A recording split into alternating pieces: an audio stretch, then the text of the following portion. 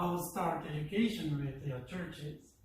And before you start the education, and you gotta know the kind of a churches, what kind of a church is it? What is the church's philosophy, right? I know it's a church and they have basic stuff, but there is priorities there. Some church have really mission oriented, and some church have really family oriented, and some church really have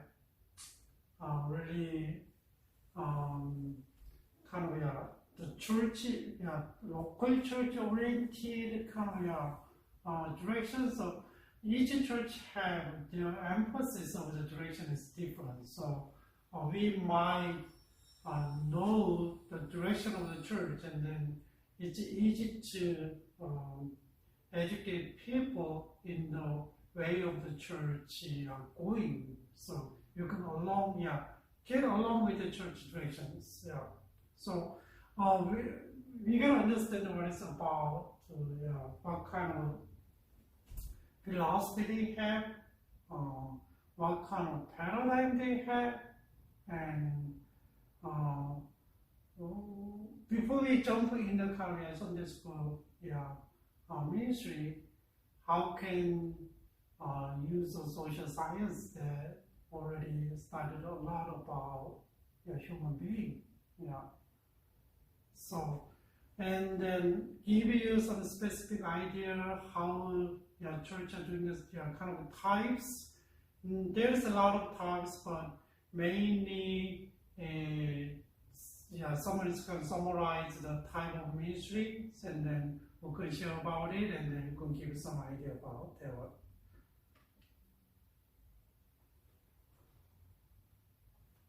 Okay, church's philosophy.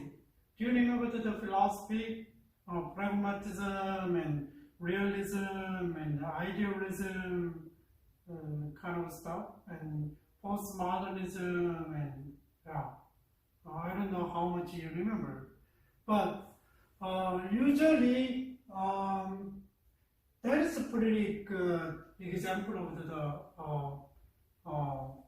the church's kind of philosophy that I used one of your recommended book, and this is 4 types of the philosophy at churches usually, not a little bit different and mixed it, and always there's a room is there. You gotta think about it, and pragmatist and the realist, and then idealist, and then traditional. That's a philosophy. And then we could think about what is the ministry question? What is the criteria for the studying a ministry? What is the goal for the ministry? What are the criteria for the evaluating ministry? What are the criteria for the ending of ministry? Right? Always, that is a kind of a church has a little bit different. So if you understand the church's basic philosophy, and it's easy to educate along with the church philosophy. Think about the ministry question. It's a responsive because really focus on the pragmatism. Also, it's a practical. So when you teach, and then how the people respond to your teaching, right? That one is also. And so think about if people are coming. If you open the class, it's really practical, relate to their life, it's relevant to their life. And goals for ministry, and what their goal is, that's why if you provide practical and really relevant and good education, and people will come to the church, right? That's why and are more people coming to church? What about? And then pragmatism, and then you think about, you put this one and the outcome is this one, right? Always think about outcome and that's why you put practically. They think about efficiency and so is it growing numerically? Okay, in the beginning we have 100 people, and then we provide this one, and how many? 120, 130, 150? The end of the class, That is a kind of effective, measure the effectiveness. What about is there a more attractive way and kind of evaluating, right? And criteria for ending a ministry. Just think about more effective way, and you could extend it a little bit more and develop. What about the realist? Realist is in balance. Okay. This is idealism here. This is a practicalism here. For example, this is the balance is there. Is it in balance? And is it for our goal? It's really realistic, right? And think about it. Idealists think a little bit different way. They always think about principles and ideals, right? But this one is they think about current situation of the world and current situation of the church, right? And so does fit our goal. What is our goal? And idealists think about it balanced, and ideal and practical is kind of two balances here. And then idealist question is right. It's wrong and right always. And people kind of drawn to the right. That should emphasize biblical perspective. And pragmatists, and then they don't think about the biblical, I don't mean that they never think about the biblical perspective. They think about biblical perspective, but there is more emphasis on the, pragmatism, practical, being practical. What about the goal of ministry? Realistically, people are growing. Okay? We educate here, but people are growing.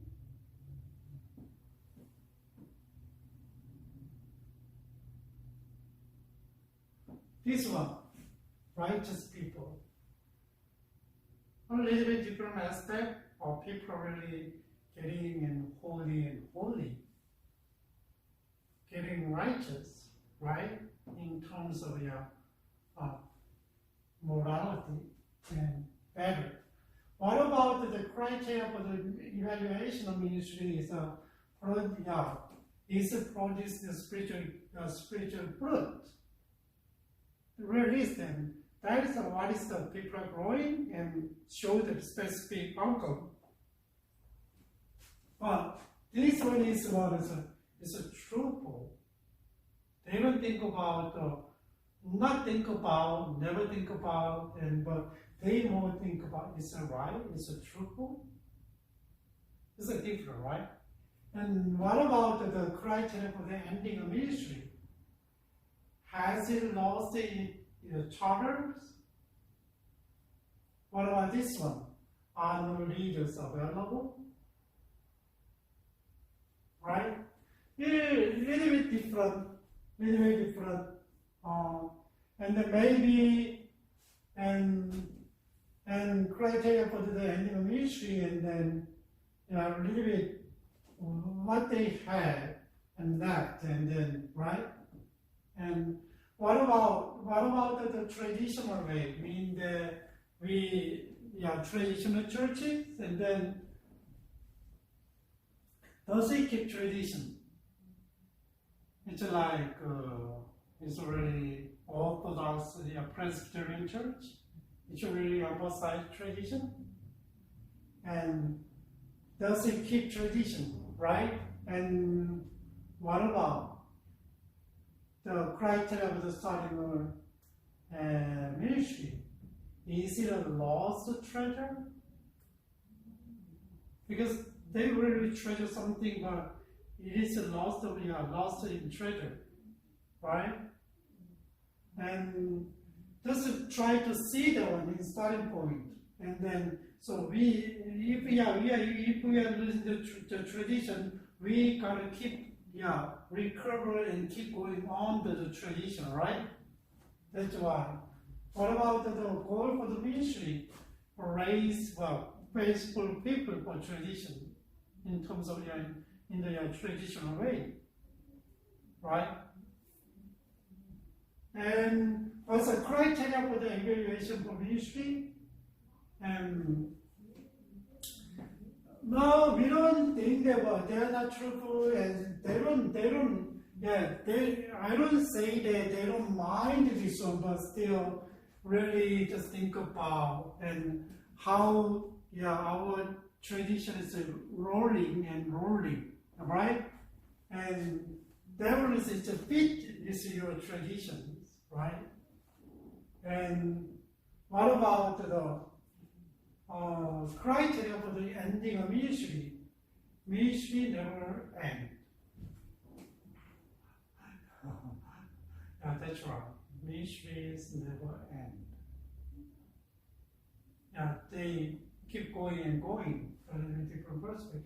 That's not everything, but it's really good summary of the church's direction, not church's philosophy, to that direction. So, pragmatism and realist and idealist and traditional. Just think about what kind of philosophy you have, you guys. Maybe some of them is really have a business mind, and really, maybe this one or this one, right? Really realistic. Personally, for me, I'm usually this side. I'm an idealist, but try to practice in the way. I don't draw all things in my mind and then try to draw something and try to practice in the real setting, whether it work or not. But a lot of people who observe me and then you are very idealistic. Yeah, that's true. I always think about care about the principles of the Bible, right? This one. Traditional way is, I think maybe it's not attractive for you guys, but for older generation, and they raise up the way, and they are really used to traditional way, and still really conservative Presbyterian church, and you cannot clapping while you worship. And my daughter, and she met a friend at college, and I'm a pastor in Korean church, and she's her friend's father and pastor in American church. It's a really traditional church, and once she visit her church and then friend's church, and she says so dry. You cannot clapping they don't have any band at the church. They sing the hymns. It's really outdated in their perspective, but just think about congregation though. Congregation is old people like 60, 70, and then they're not really with their one, right? That's a tradition, So we gotta understand the church philosophy, right? Which one is prominent? Maybe the church has all these things, but usually there's a prominent one of the philosophies there. My friend I played tennis yesterday. He said always think about this, not ideal way mixed with a traditional and then idealist, and then He's more think about Reformed theology, but he's still open, but really, focus on the Reformed theology tradition. Not the ritual stuff, but I don't know whether you go to New York and then if you have a chance to go to church, and then I recommend to go to Redeemer's Church. It's really popular among the young generation, and it's really hard to understand for me. They followed a lot of ritual and traditional way, but still a lot of people are coming together and they learn about God and they worship God.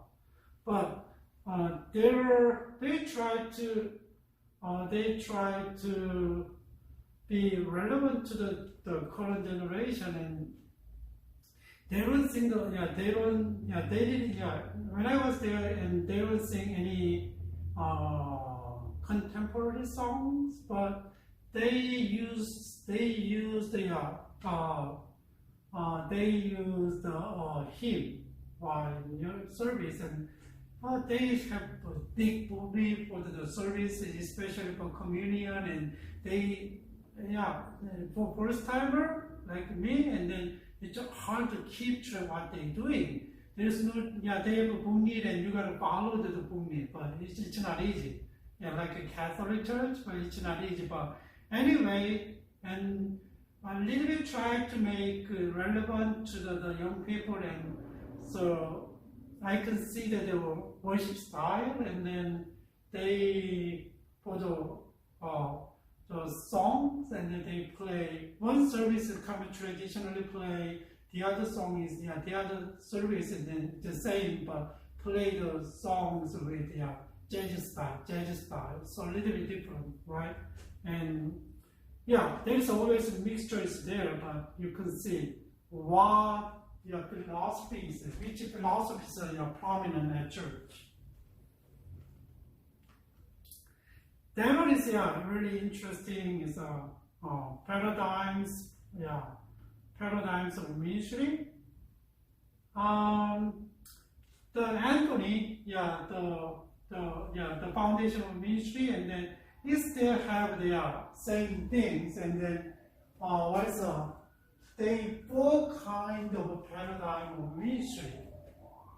So one is a kind of ministry style is a spiritual daycare center. Do you know daycare center? Both parents work, and you cannot, parents cannot take care of the school during the daytime and send the kids to day school, and they provide a meal, and they come care during the daytime, right?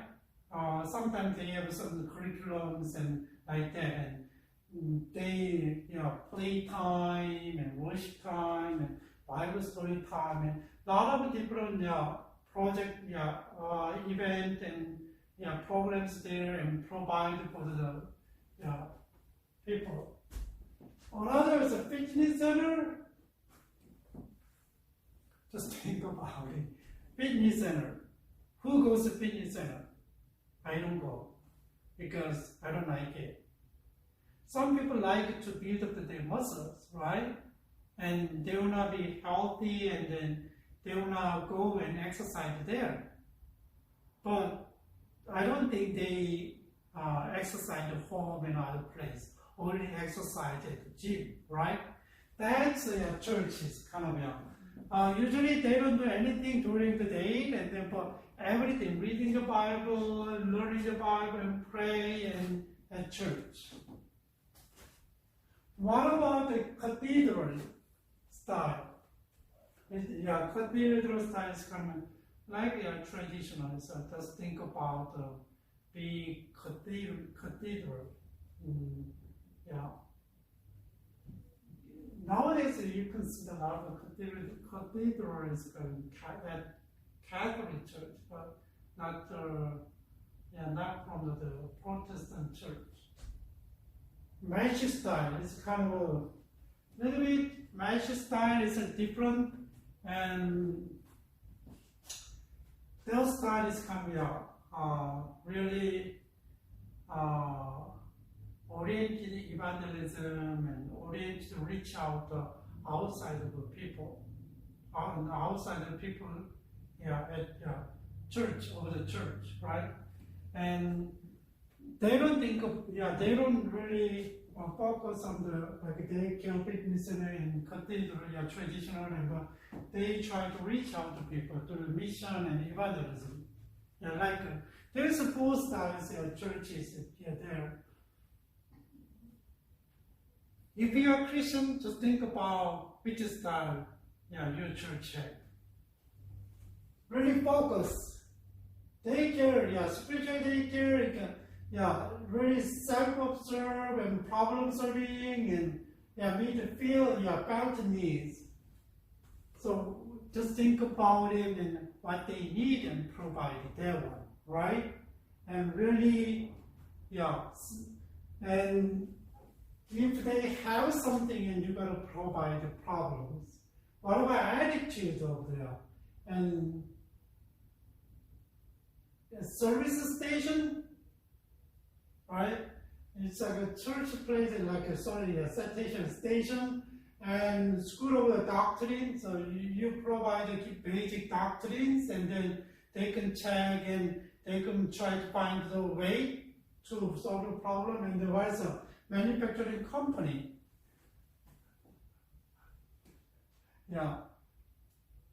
I don't know whether, What about the motivations? So motivation is kind of really longing for belonging, and then assurance, and group of people is homogeneous, right? Usually, just daycare, look at the daycare, and then they don't put together all together, and sometimes the daycare in age 4 to 6, and if they open the daycare center, they divided by the ages, like this, homogeneous people, and ethnic or age, whatever, and what about values?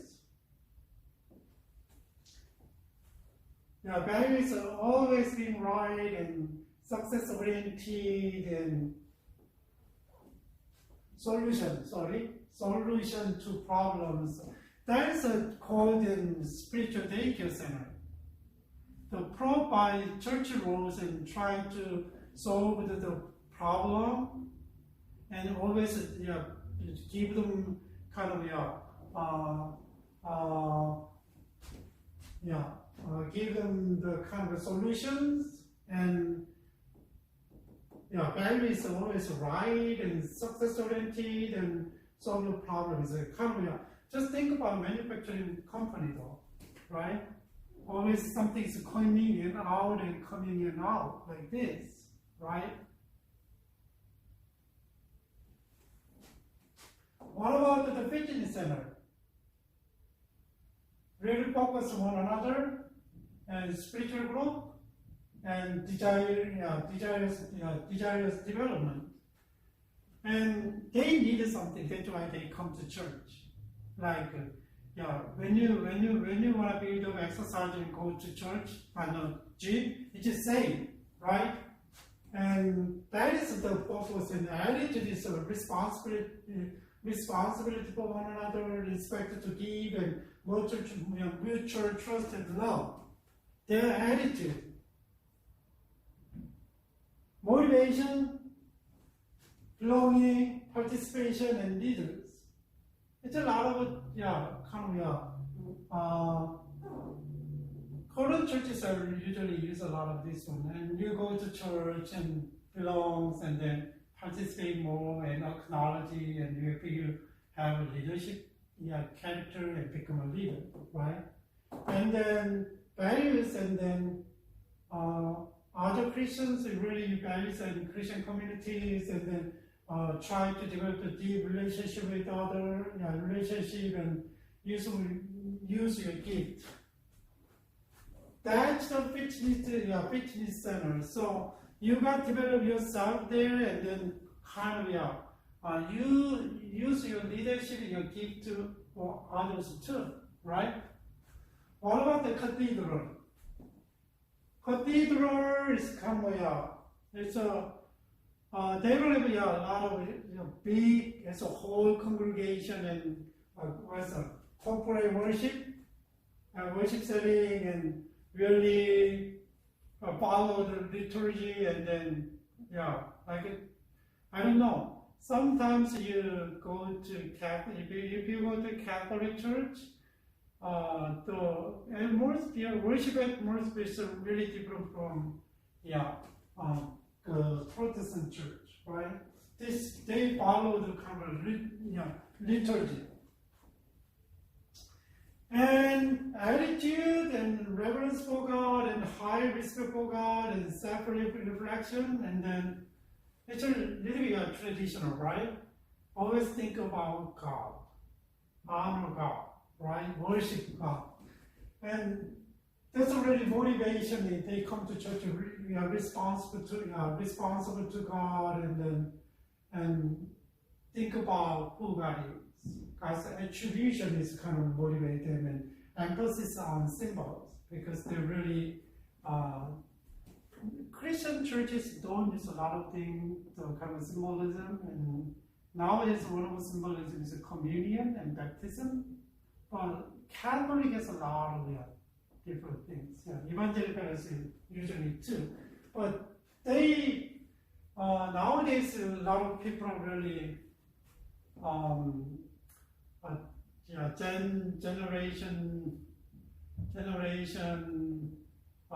millennial generation and Gen Z is really different, and try to use a lot of symbols nowadays, right? And their kind of communication style is changed. People really bit logical and reason, based on the reason, but nowadays they don't. After postmodernism, society and it will change, right? What about the values, holiness, and humility, and privatism, personal, right? That is individual. Anyway, cathedral churches, so think about it, really focus on God, but as a church get together worship, but still not that much interaction among the congregation, and encourage one another, and they do Bible study like this, and then there is the worship is really important. What about the lifestyle?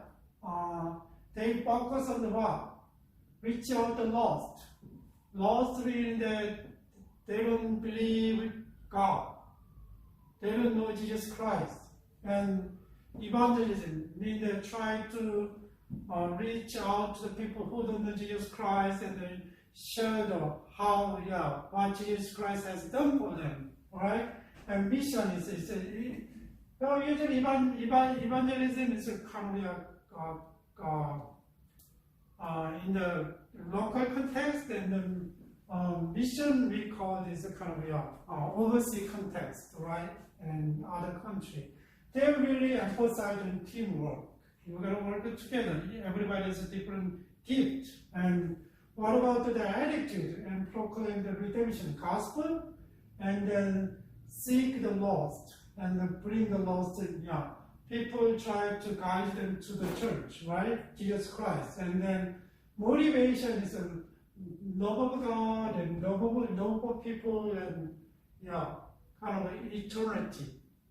Bankable eternity means that after we die, and then we're gonna go to eternal life. That's what bankable eternity. And what about values? They are really interested in social justice, and Bible says take care of widows and fatherless and poor, like this, and right, and try to practice the justice, right? And the mercy, faith, salvation, stewardship, and reconciliation. value is a little bit different, right? And so, I don't know which church your church is like. Most of the churches fit into traditional churches here, like a Catholic and Lutheran churches, and like, I don't know Lutheran, but like a cathedral church, and then maybe the really traditional Presbyterian churches like this. And what about the Christian center? Nowadays, a lot of churches are like this, and daycare center.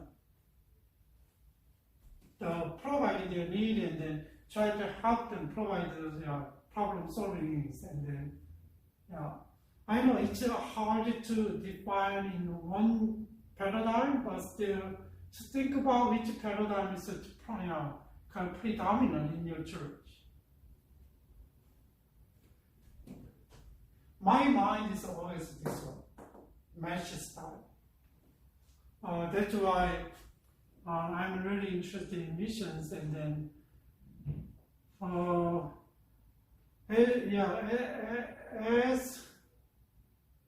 as possible as I can, I try to support mission. I try to engage in missions, and that's my way. So I don't like the churches who doesn't have this mind and really focus on this one and this one.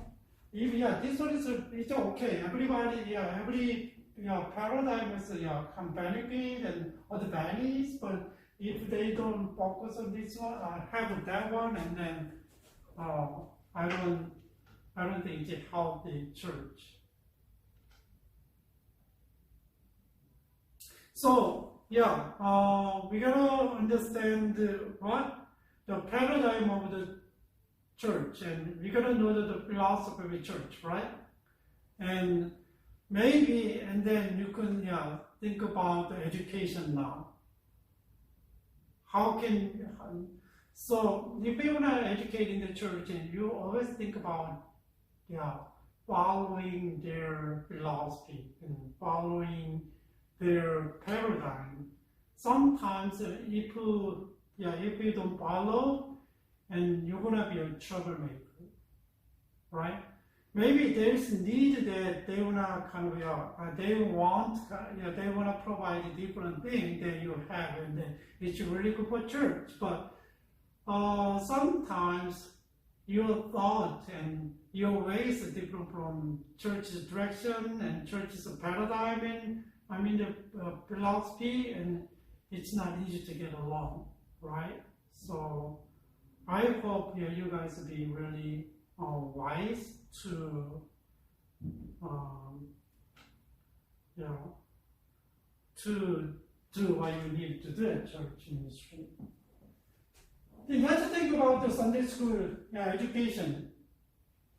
Sunday school education nowadays, and you can use the social science a lot and give us a lot of insight for effective education, is a better education. When we don't have studies and researches, and then just traditionally and how we have done, and just follow the way, right? But nowadays, and we can understand how they developed the intellect and intellect and intelligence, and then how can they develop their morality, and then how can they develop their faith, and there is a lot of studies out there, right? And so if you know some development of a human being, it's really helpful. So I'm going to share a really funny story though. And as a parent, and always think that all my kids are best in the world. They are smartest in the world. So one funny thing is that when you go to toy shop, and always there's an age level. Oh, this toy is a 3 to 5, this toy is a 1 2, this toy is a 5 6, and then usually I don't know that one, but when I go to the toy shop, and then we usually buy a little bit higher than my kids' age. But figured it out later, and then until they come up to their age and they're not interested in that kind of activities. Yeah. Nowadays, the toys and all kind of stuff, yeah, like toys and games and really relate to the age level based on how they develop, right? But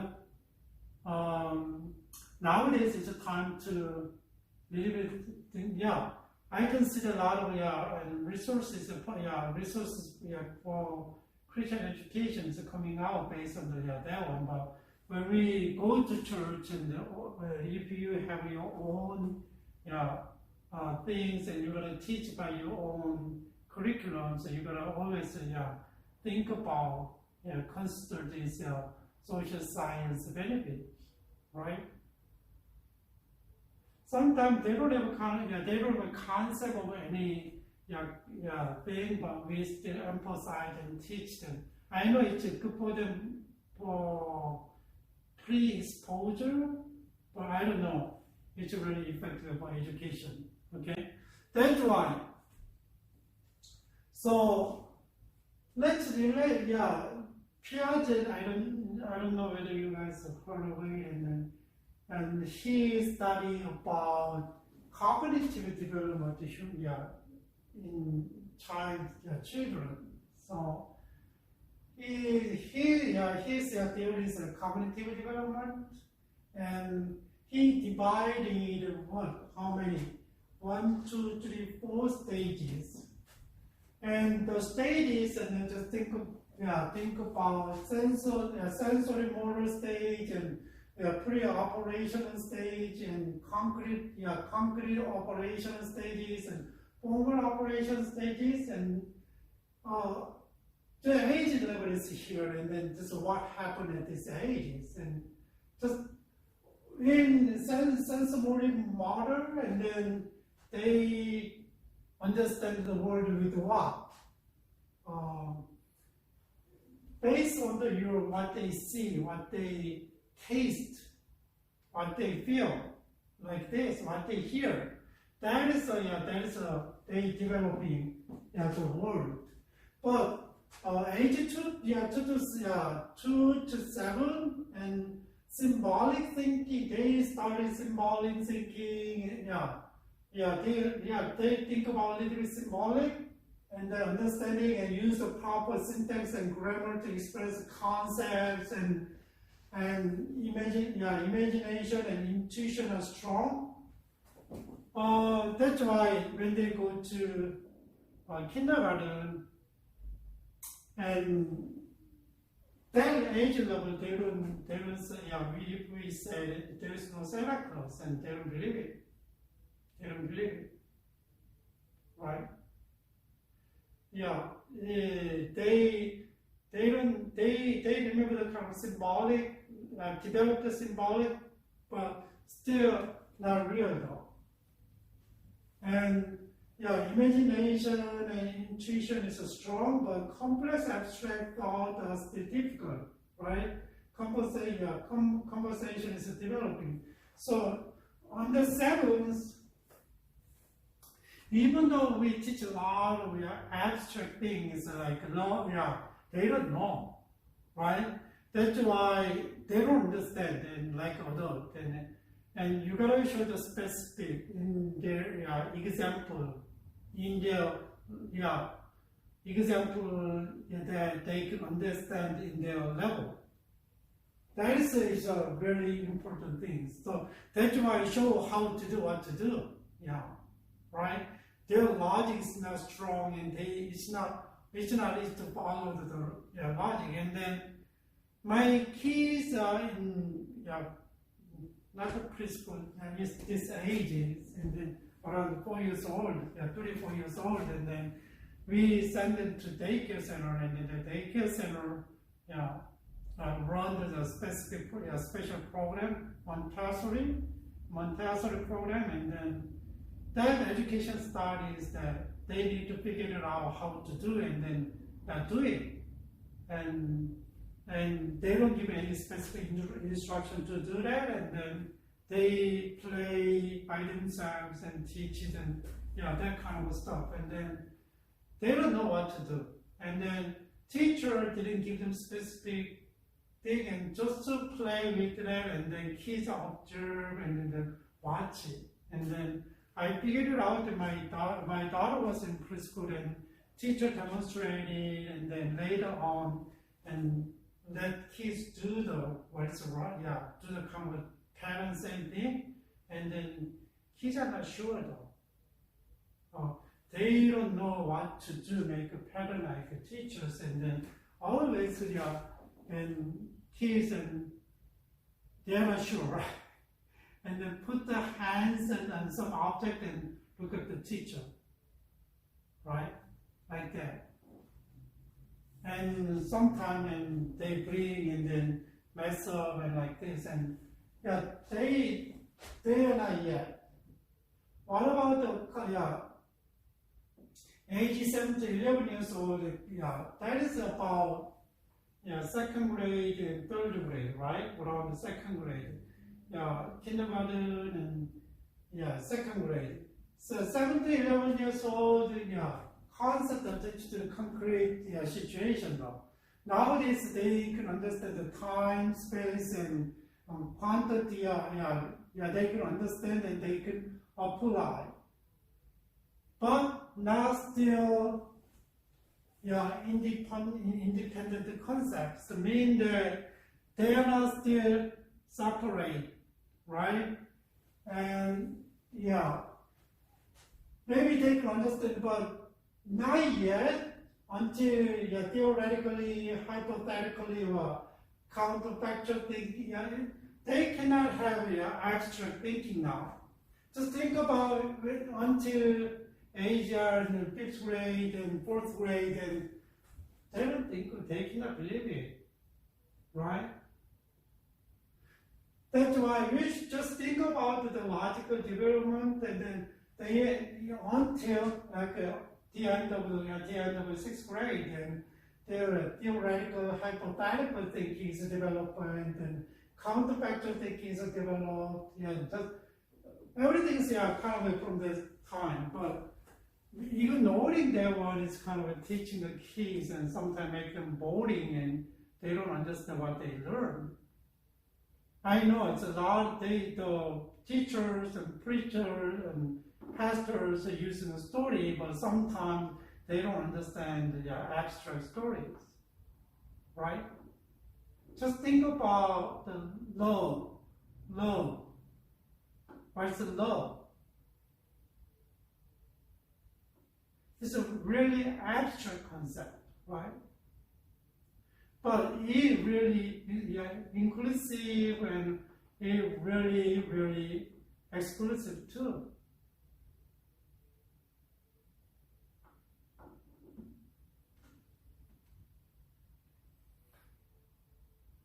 So, for the elementary school nowadays, I think there are a lot of changes. The children's intelligence is kind of developed, and they were higher than before, and then a little bit different, but still. Just think about, currently, we can see how they develop their intelligence, right? Just think about from the book, and a little bit different word, and then sensory motor, and then a little bit more that's a basic understand, a little bit use a different way. Reality determined based on the children's sense. The objective thought are limited to this sense of alone, right? So kids are always grab something and try to put them up, right? So this pre-operational stage is incomplete thinking. So there's a kind of divided 2 and 2 to 4 and 4 to 7. the children's ability to understand is incomplete, since the children cannot differentiate identical items from the same class. Yeah, not yet. 2 to 4, right? I told you, Montessori was a good program, but it's hard for the kids to do that. Yeah. What about the thinking in the sub stage? Yeah, and sub stage that is more logical, but not yet. Yeah, not yet. Like different stages like this, but still more. They understand by perception rather than what logic. What about the concrete operation is 11 to 12, 7 to 11. Logical thought can now be applied to specific situations which involve a real object. Yeah, there is a real object is here, and then they can develop the specific logic. And formal operation is over 12, and then logical thought be applied using abstract concept, right? Even though they cannot see it, before this by 11, they need some object to see, to follow the logic, right? But example of a symbol and substituting for the real object. That is kind of they can do abstract thinking from 12, after 12. So maybe the environment change and education is changed a little bit. There is a changes there, but still there is kind of development of the children's cognitive ability, right? So you got to consider when you educate a church and how they develop the cognitive, their cognitive, right? Cognition.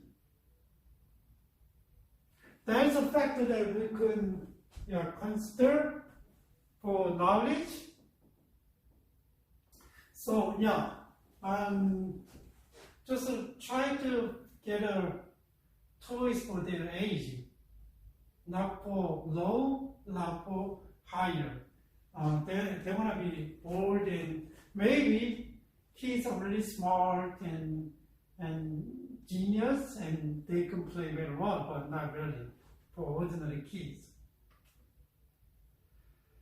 What about the psychosocial development?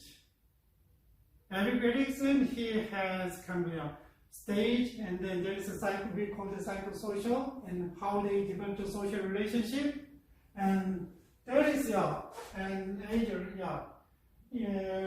stages of infancy and early childhood and preschool and school age and adolescence and young adult and middle adult, and maturity 1, 2, 3, 4, 5, 6, 7, 8 stages here, and then they develop through the conflict, right?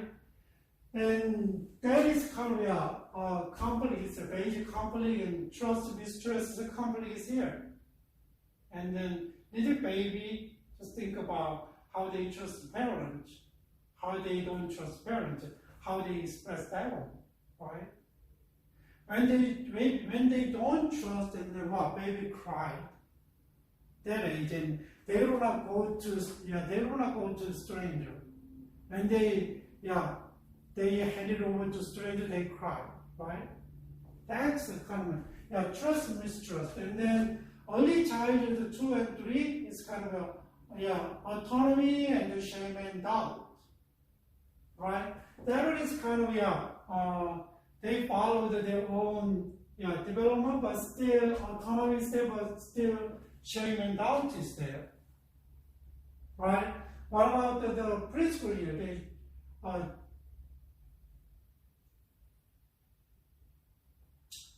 curious, tried a lot of things, and they don't know which one is right or wrong exactly, and then they initiate, and then I know they learned what parents said, what teachers said, and they initiate and they failed, and what?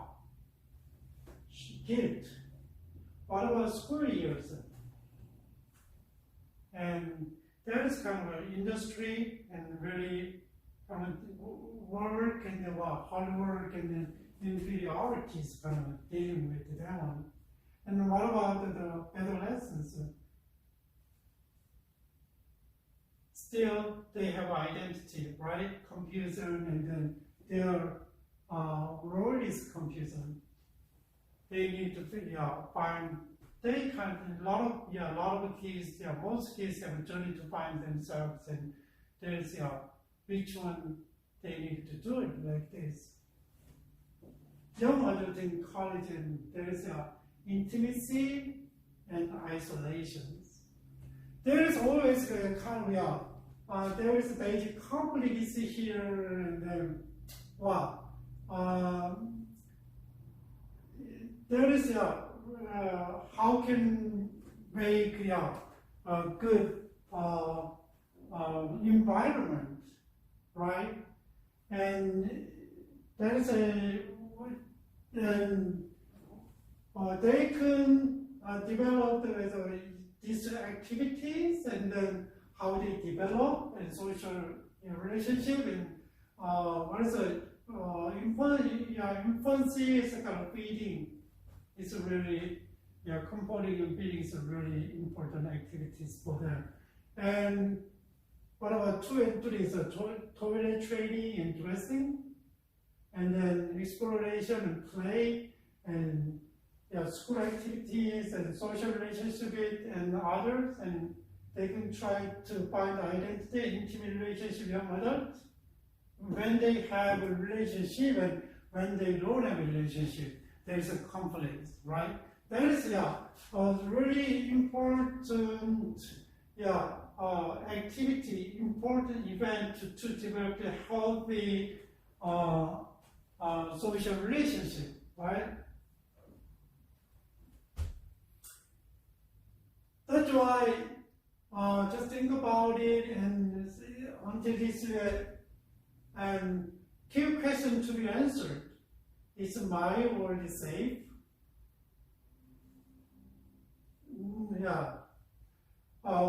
Can I do things by myself, or need I always rely on others? Childhood, okay, I'm going to do by myself. I'm going to tie my shoes like this. It's autonomy, right? That one is, and then am I good or bad, or how can I be good? Like this, all right. There's a questions there, and then think about it. How you can answer, and that kind of process, and then what? According to Erickson, during the infancy, and they developed what? Sense of trust. When caregivers provide reliability, care, and affection. Lack of these and needed to mistrust, right? But one of that is what? Feeding and comforting is really important activities. What about the early? That is related to your nursery, right? Nursery. So, and I don't know, the nursery teachers and volunteers, and then always understand the age level. What about 2 to 3? And then children need to develop a sense of personal control over physical skills and sense of independence. Right? Success leads to feeling autonomy, and failure resulting in feeling and shame and doubt. That's the kind of we gotta think about how they develop the social relationship with others, right? So, caregivers and institutions' role is really important, and church's role is really important, and Christian family is really important to develop the right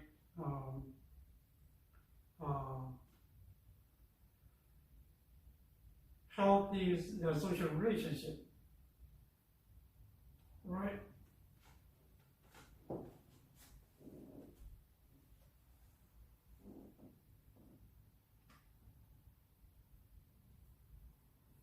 What about the core book's development of morality, moral development, and how can they develop the morals? And then he said there is three stages here and two sub-stages in each stage, and then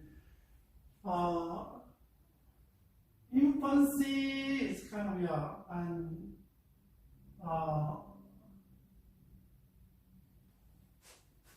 and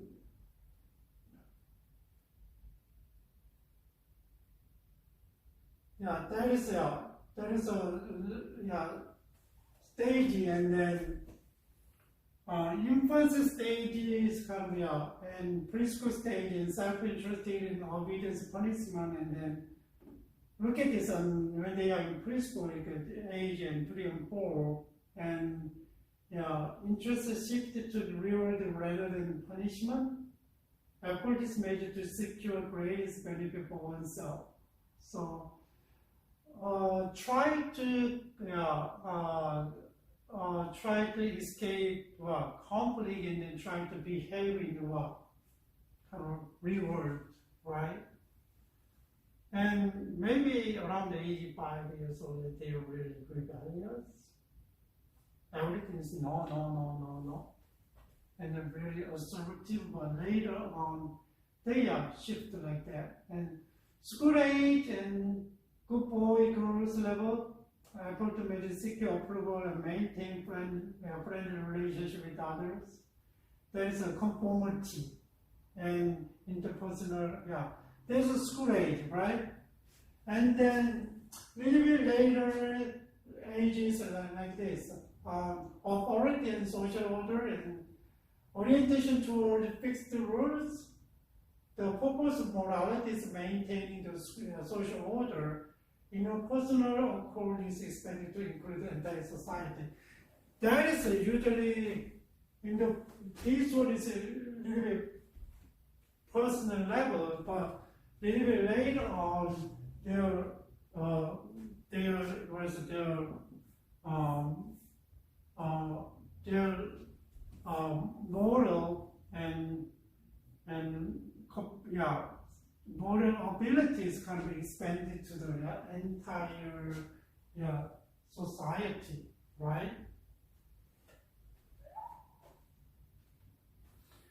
What about the teens and adulthood? Teens and mutual benefit, responsibility, and morally right and legally right are not always the same. They know, a little bit more complicated situation, right? Just think about it, how they developed their morality, though. I don't know, there is individual difference, but when scholars make a theory, they see the tendency, right? Tendency. It's not 100% right, but they see a tendency, though. Keep that in mind in how they develop the morality. And then each level, especially like Sunday school right here, and then you gotta know how to deal with the kids. Sometimes we don't understand the children, and then we always think about observe the children in our perspective, and then we don't understand the children. That's why we rebuke them and punish them. They are very curious. Sometimes they lie. They don't know which one is right and which one is wrong, and just think about how can we develop the morality as a Christian, and how can we have to kind of develop the character based on the morality, and how can we help them to developed the values is grounded on the Bible, right?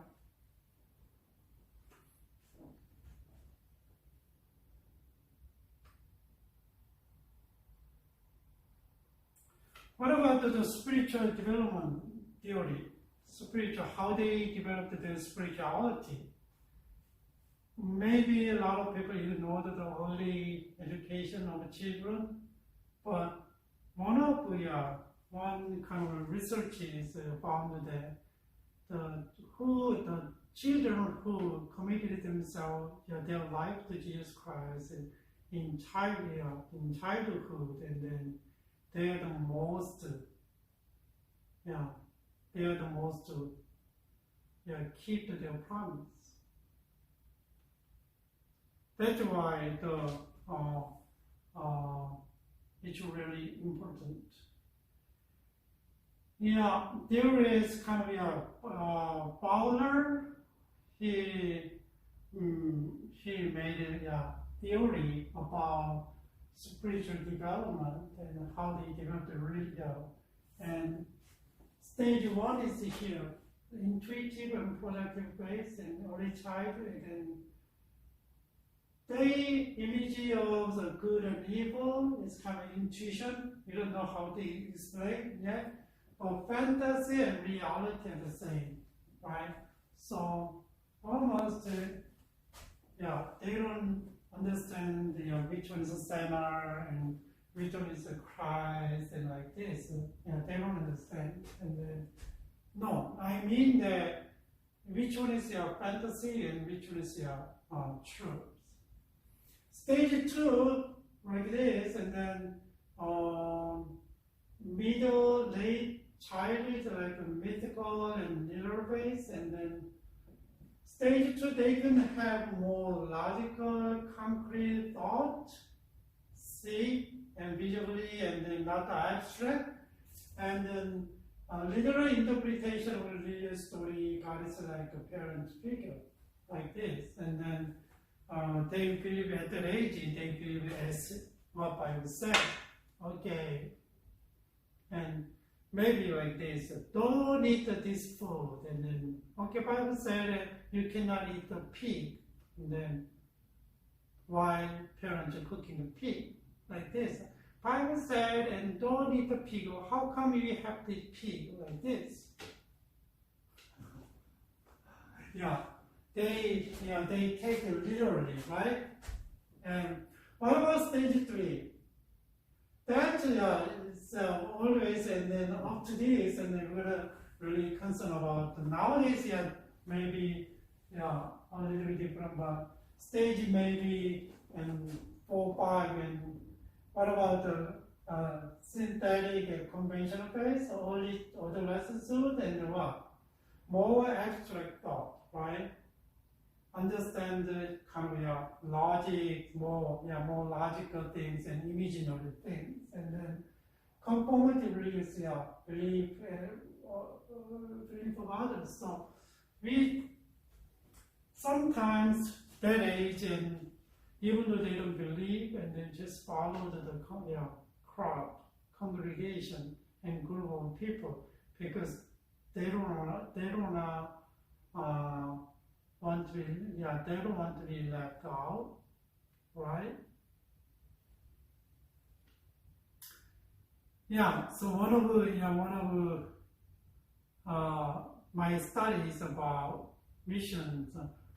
So what is motivation? I asked them, what is your motivation to go on the mission trip? And they said, I want to spend the time with my friends, and then I want to do something like my friends.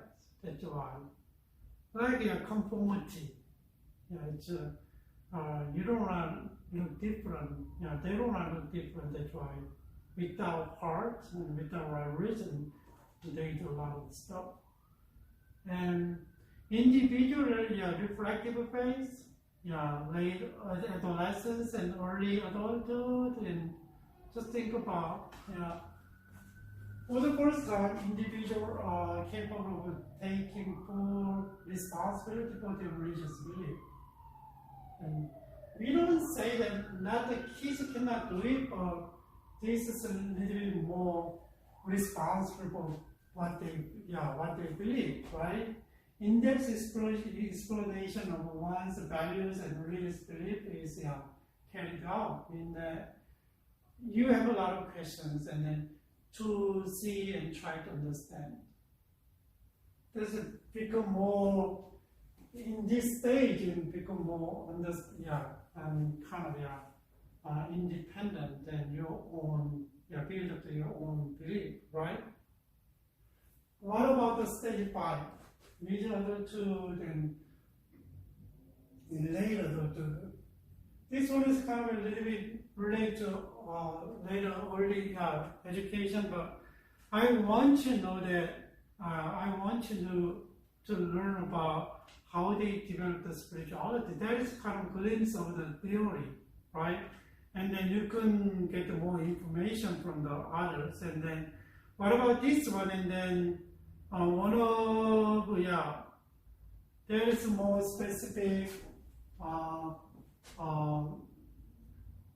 explanation, and then one of the Dr. Scott Peck, he is a psychologist, and he kind of developed a little bit different way of spirituality, and then he became a Christian. Maybe I don't know. Book said it. He came back and he, for a while, maybe I don't know. He claimed himself Christian is late of use, and then and he developed I think so he stopped going to church, but later on he found himself faith and in use, and then he developed a kind of 4 stage of the spiritual development. So he put together kind of intuitive, productive, and then stage 1, 2, and stage 5, 6. And stage 5, 6 is kind of adulthood, and people reach this stage start to realize that there is a truth to be found in both the previous 2 stages, and their life can be paradoxical and full of mystery, right? And emphasis on place more on community than the individual concern. Just more mature people, right? And like this. They're totally different, right? Look at the kind of development. So maybe you can see on how they developed their faith, and then even though when we think about the spiritual development, and then you gotta know that just the people, what about who start believing around Jesus Christ first at 60s and 70 years old, over their age, right? That is a different story, but we cannot see the age, but still we could just concern about the stage, right? But that is kind of stages there, and but kind of application, but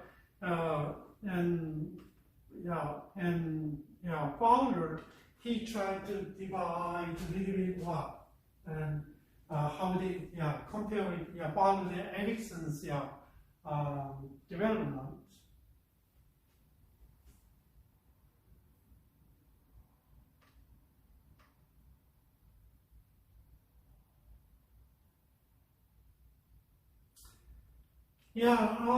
This one is based on the Fowler's theories, and then just think about how important the education is there. Just think about intuitive project, early childhood, birth of the imagination, and that's the imagination kind of story, right? And they adopt it very well, educate very well, and potential of some images are terrifying, paralyzed. Maybe they can just think about story of the Exodus, and a lot of scary things happened, and then they could maybe terrified, right? That is one of some well adopted, and so the nature of the transcendent reality, and then like this, postulated by a being with a great power, not like the Superman. Yeah. So their concept is kind of different, though, right? So if you like Superman stories, and then the environment is set up like that, and then they might be well adopted. So just think about, and there's mythical, literal, and emerging a new cognitive ability around some narrative as a way to structure meaning. That is important to storytelling. It's really important to hear. And then, but there is kind of limited, it's a concrete understanding, right? It's around the kindergarten is 6, 7, and a little bit different though. So just think about it and how you develop the theories, and then I know, but there's more studies there, and then these are very well and adopted, and then they develop that way, and then but they don't develop in how they kind of negatively impact on the children's education. So that is it's really important there, right? It's not a null curriculum, but each age has kind of different stages to develop something.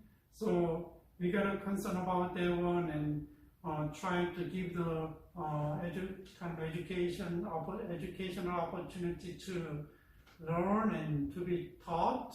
Yeah.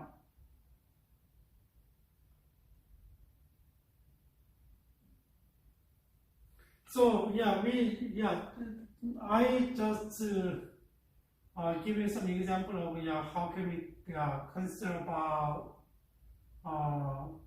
cognitive, moral development, social development, and spiritual development. So there is kind of try to there are a lot of theories and try to explain those areas, and then I picked a little bit old, but still a lot of people use a classical explanation. So I want to just introduce what we need in Christian education at churches. Nowadays, a lot of materials designed based on that one, but still not everything. So some of them you cannot find, and some of them is really well. So if you are not, and then you cannot do very well, but you gotta just try to see what the curriculums out there, and then you can use it, and then sometimes it's not satisfied with your expectation, and then you can add something with it. That's the education, right? And then let's see how the Christian education for Sunday schools, how the churches are doing. I saw the kind of 6 models that doing in the state, and let's say the first model. Let's see the first model. There's the first model called the self-contained classroom model, and if you go in the classroom, they separate by age gap. 1, 2, 3, 4, 5, 6, and then there's an age group still, maybe 5, 6, or 7, 8. They different age groups,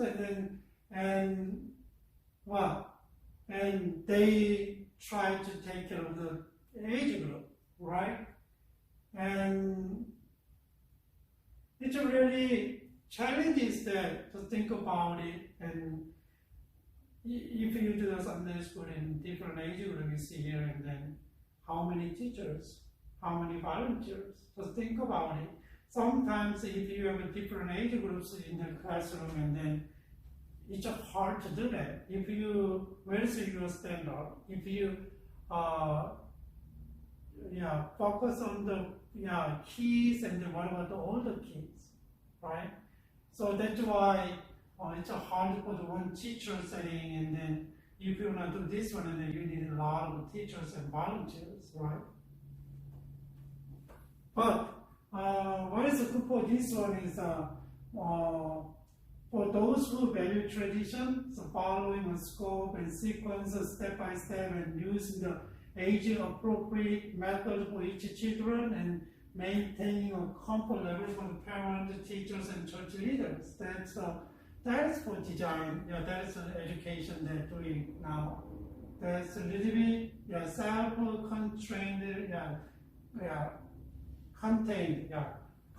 self-contained classroom education. What about the model? Second model is the large group, small group models, and then that is all ages together, and just think about, and Sunday school should be 5 to kindergarten to 12 years old, and all age group together. There is no separation, right? And that one is it's a benefit to build the relationship and have a corporate worship in it. Sometimes they have big sister and big brother you can see, and then sometimes the kids are taking care of these kids and give them attention. You can kind of build up the different relationship. And as a whole and worship together, that is the main key, right? So this one is and but for this style, and resources are really rare to lead the nowadays usually they divide the ages, and 2-3 years and divide the ages, and they try to run the class, and then resources are really not much available, but think about large group, small group, and need meeting space, maybe like gyms and like big auditoriums like that, right? And sometimes a small room is not enough, but maybe small kids, maybe it's okay, but that is one of the issues. And this is for the values of the relationship building, and kind of assigning volunteer according to their gift. That is huge, but it's good. One of that one. So I don't know. And when I was in Sunday school, and that is now this is the same. We kind of mixed, and there is worship style. Worship is there, and then after worship we have Bible classes here, and then each teacher is in charge of the Bible study. And when do the Bible study, they divide it by ages.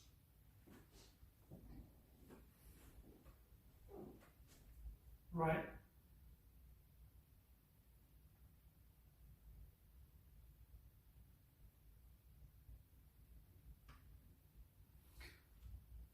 There is a Model 3 as a children's church, and it's a kid-sized version of the adult worship. Just think about adult worship, and in my ethnic church is doing in that way, and they have a praise team is there by runs the kids.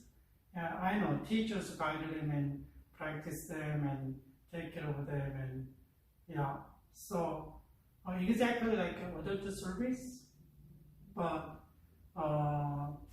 and there is like a skit and announcement and teaching time, and it's like adult service, but it's like for kids, right? And just think about it.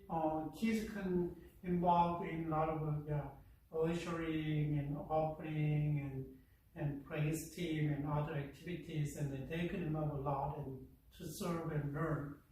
But it's hard to put together the children's interest from 7 years old to 12 years old. There's a big age gap is there, right? Yeah, but still, big age gap is there. That's why usually it's a small churches and in my ethnic churches, and then if they take this style and this method, model, and then all the kids are kind of leading the worship and all kind of thing doing, and then when they are getting older, they kind of taking over the same model roles and like that. Yeah, but still, this one is like the service, and you really need a big room to do that, right? All age group together and they worship together. But this one is really like those who like putting in worship and teaching other church service to a children level, right? They're kids, but they are really important for our future. So we gotta teach them like adults in their level, helping children minister, so they can develop the gift from the early ages, and they can get more involved in like this, and then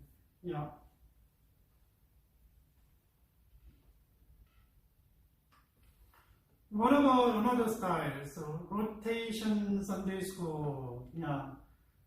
Seems like our church is doing this model. Students travel with leaders to different stations established by different themes. This is a stories, this is a craft, this is an exercise. But theme is one, right? One thing. And you gotta hold Bible story this year, and story gonna be told, and craft based on the story, and play is based on this one, like this, right? That's a rotation Sunday schools. Nowadays, a lot of churches doing that one, and then children knows the story well, but sometimes we might be bored with same stories over and over, right? I know different approach, but same things. Maybe they are bored, but sometimes their lesson gonna be really established in their mind, because through repeating the stories and lessons, and one of the benefit is what involved in hands-on learning. So still they make something and they do something, and really So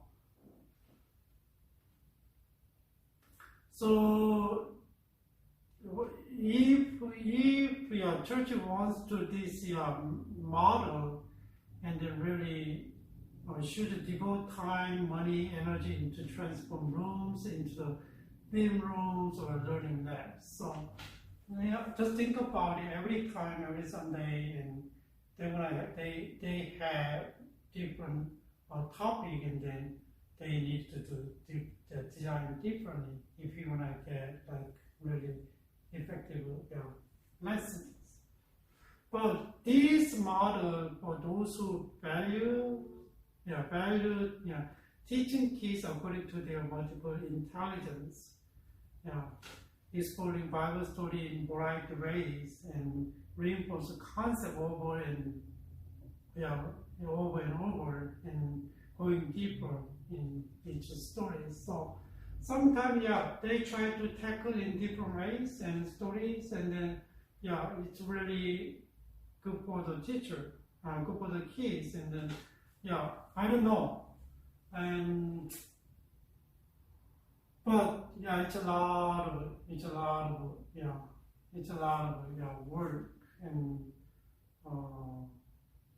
commitment and time and money and energy.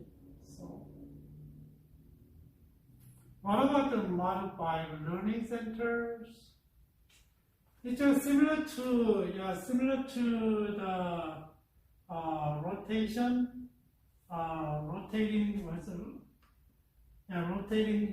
Sunday school. learning center is kind of provide center for kids to engage in variety activity, Bible study or themes in the context of one Sunday, right? And this one is really child focused, and rotational Sunday school is without the permanent of the theme rooms. It's kind of just each Sunday school maybe they can one Sunday and they can go this room, this and this room and this room, and then so maybe they have to change in, and so kids are kind of learning in different setting and different but sometimes no time to process their discovery because they have to move to next center, and then a little bit different though, right? And sometimes in learning centers, different activity and different things. Maybe they focus a little bit different thing, and then sometimes process. They need a process time for their learning, but there's no. Sometimes really this may be focused on the fun, and it's fun, but they don't learn anything, and it doesn't affect. It's not effective, right? So each case is about 15 kids per center. So maybe 12 to 15, and you can run the program effectively, right? Learning center is a little bit different from rotating. Rotating is kind of really focused on each station has kind of teachers that they're teaching, and then learning centers that they have to discover what is there, and then they have to process, right? A little bit different.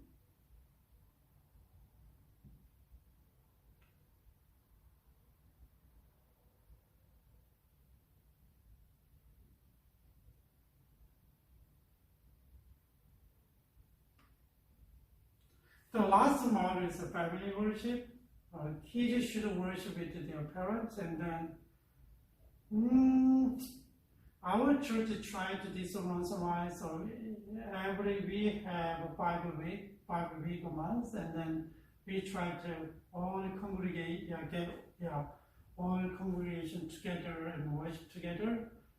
And that is really good for parents and children to worship together, but sometimes the problem is that it's really good intention and trying to do that, but it's not effective.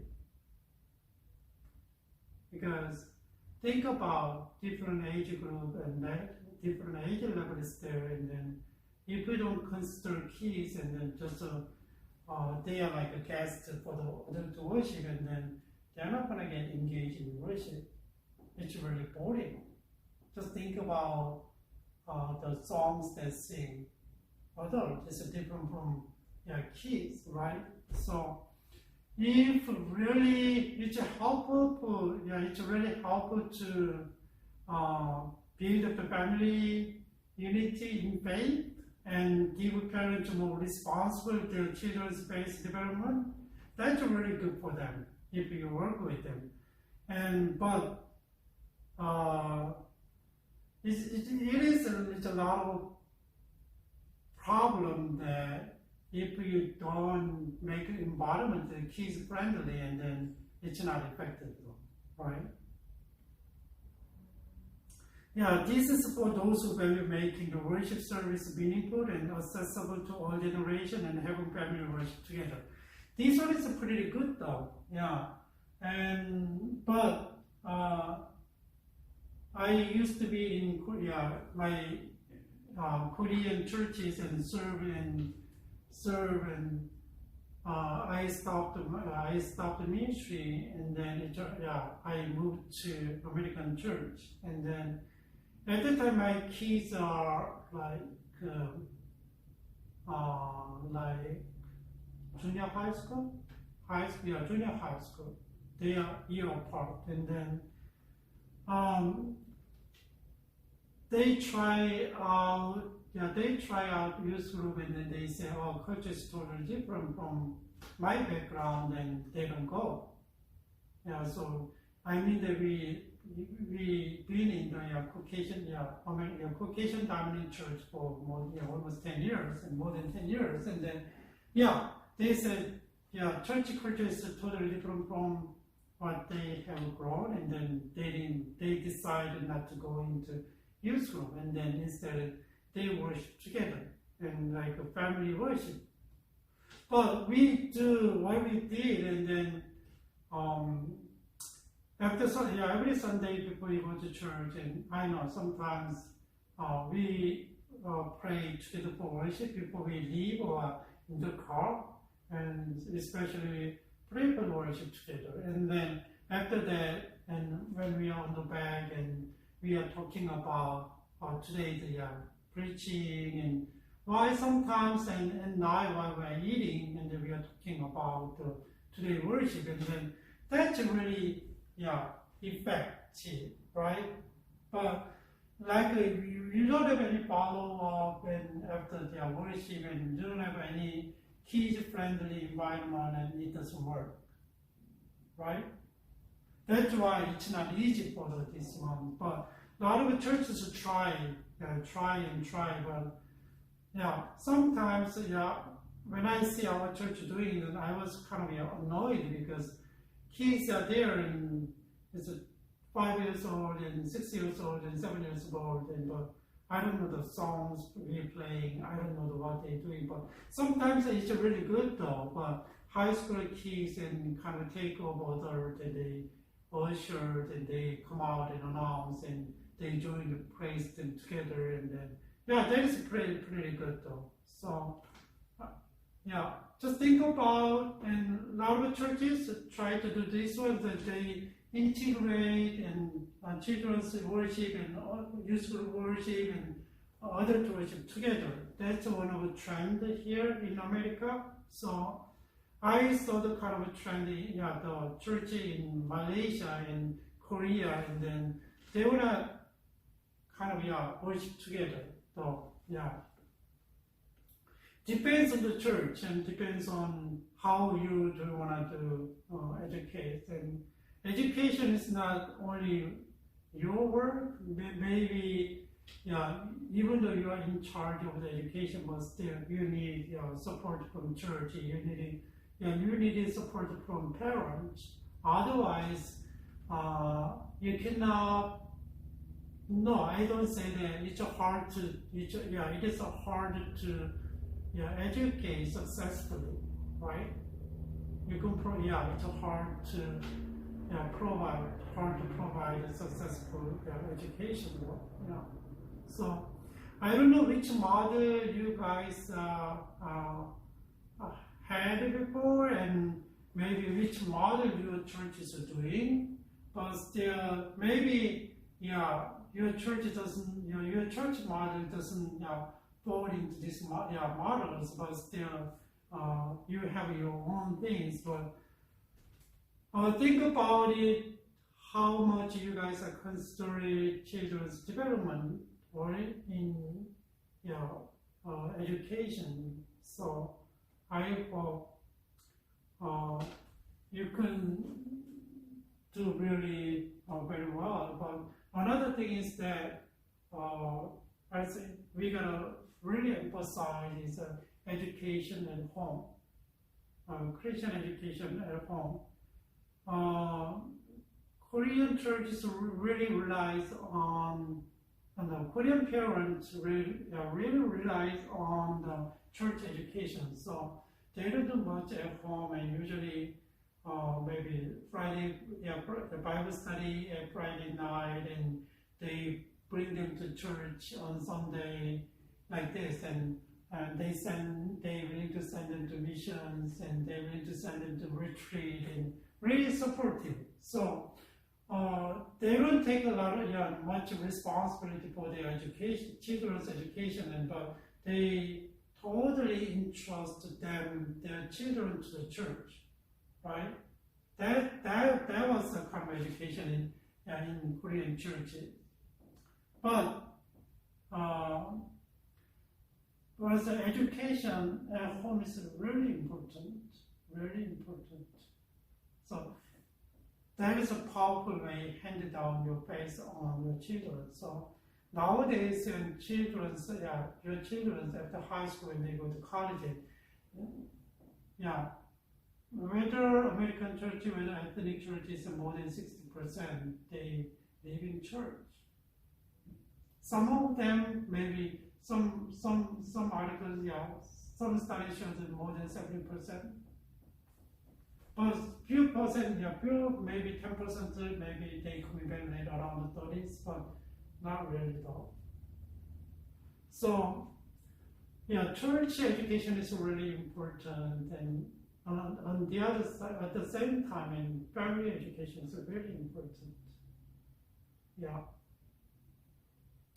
So, we could do a lot of different things though. Just think about and education at churches. We can do the work. Through the worship and Bible study and modeling. As a teacher, as a parent, we can do like that. But education at home, devotion, read the Bible together and memorize Bible together and pray together and Bible study Bible together. And as a parent, I tried a lot of different things with my kids. I know. So people they go to junior college. I usually I lead everything, and then after elementary and when they in junior high school and high school, I give them more responsibilities. So they do by themselves. Not like I check. People during the elementary period, and there is house rule. They have to follow, and then like this. If you don't read the Bible, and if you don't eat, we cannot go to school. So read the Bible, eat, and go to school. Otherwise, eat first and read the Bible and go to school. Like this. That's our rule. But my kids and my children, my daughters, and I'm not bragging about them, but they don't lose their faith while they are in college. The college is really liberal, and they hurt a lot because of their conservative faith, but still they are getting stronger and stronger in faith, and I'm really thankful. But I think I try to learn Bible together with the children. That's what I think. I always try to do it together. So when they read the Bible, I read the Bible by myself in junior high and high school. And when they do something and I do something, and I don't just say, just do it. And can you read the Bible by yourself? And then, no, I don't do that. I didn't do that. And can we read the Bible? And can we share what you learn like this? So that was very successful, I think. So as an adult, I don't want to just command them to do it, but I try to set the model and try to work together. But they know that I'm not perfect. They know I'm not perfect, but still work together. That was kind of one of the secrets that I can hand down my faith to my children. So maybe I want to say a lot of things about family education at home, children education at home. But maybe next time that's why I do the family missions. I take families to mission trip. That's a part of things. So maybe if I have a chance, and then we can talk about more. And today, we are talking about children's education, but we are talking about the basic things that you need to know. You need to understand the church. You need to understand the basic development, children's development, and then maybe you can, what kind of ministry church is doing, and you can see, and then, so how can you, participate, join your children's ministry or church ministry in terms of education? So just think about if we are doing, and if you are doing now, and if you plan to do it, right? So if you don't have to be expert, but you can be, you can use a lot of resources from already existed, publishing companies are publishing, right? And then you can you can use the resources and effectively, and then you can be more better outcome. You can have a more better outcome. All right. So all right. Today, maybe next week we can do a little bit more towards adult education, and then and we can do a little bit more, and then and one more classes what's that issues.